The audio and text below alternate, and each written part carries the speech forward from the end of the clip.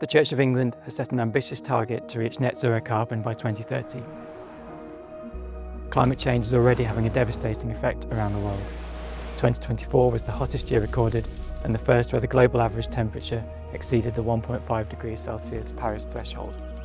In recent years, though the seasons have been shifting, rain comes when it shouldn't, droughts last longer, cyclones hit harder.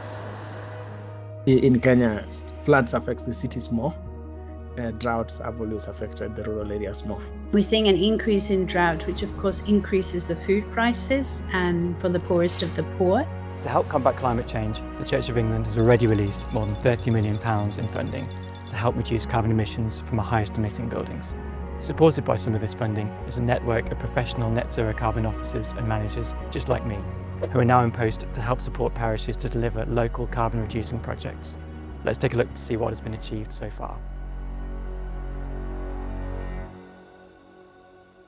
I know it can seem a bit daunting. Nothing ever happens at once. Lots of little steps towards cherishing creation, towards cutting carbon and towards speaking up. And we are delighting in our small steps. I'd just like to say that it is worth it. We're absolutely delighted with what we've got here. It's all come to fruition. I'm standing in St Germain's Church in Edgbaston in Birmingham. This church is about to start work on installing a heat pump, part of a renovation to extend its community hub and provide a food pantry for the local community. St Germain's is one of 114 churches in the country who will be supported through the Demonstrated Churches project to carry out works to help reduce their carbon emissions. They will then share their learnings with others in their local area as well as nationally. Already the Demonstrated Churches project is having an impact. It's so exciting to be on the front lines of the change to a more eco-sustainable church, because it's so important that that change happens. I think it's really amazing that not just our church, but the Church of England as a national institution is not just advocating for, but also putting in the work to become more environmentally friendly. Churches and cathedrals are finding that their net zero projects are making their buildings warmer and more welcoming. We have insulated the building, which now means it's cheaper to run, which means that it's more accessible to the local community and people are warmer. Many are also saving money, allowing them to invest more in their missional activities.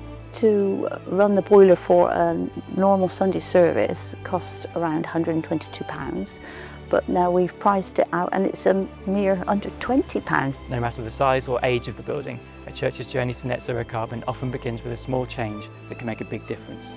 You can break it down into small bits and then tackle each part bit by bit. Yes, it's a drop in the ocean, but the ocean is made up of many drops.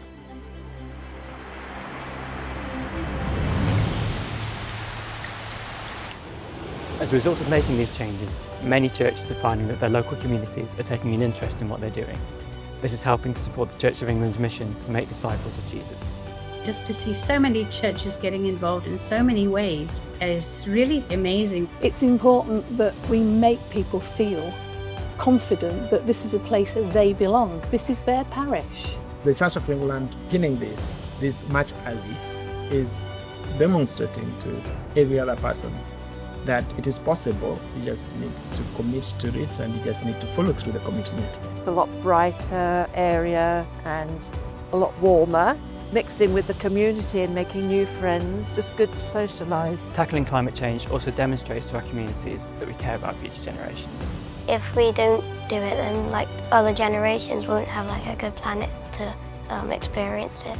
In the Pacific, we may not contribute much to global emissions, but we feel the impacts daily. So knowing that our brothers and sisters in the communion are doing their part to reduce harm gives us hope.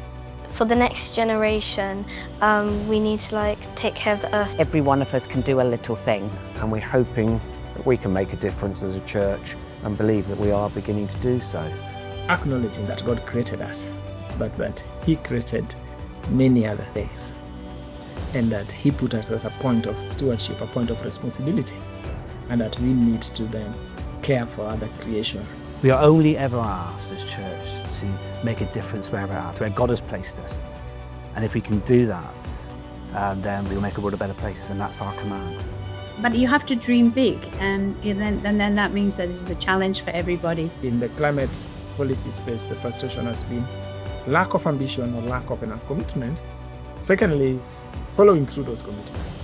So the Church of England, I think, has been inspirational in developing and this ambition and this program to take it forward to see that we get to net zero much earlier and to demonstrate to the rest of the people that this is what is to be done. Technology and funding are important. Sustain our work is hope. Hope grounded in faith, hope in young people, hope in a church that listens to creation's cry and responds with love. Together we are building resilience, not just in structures, but in spirit. Together we can make a difference.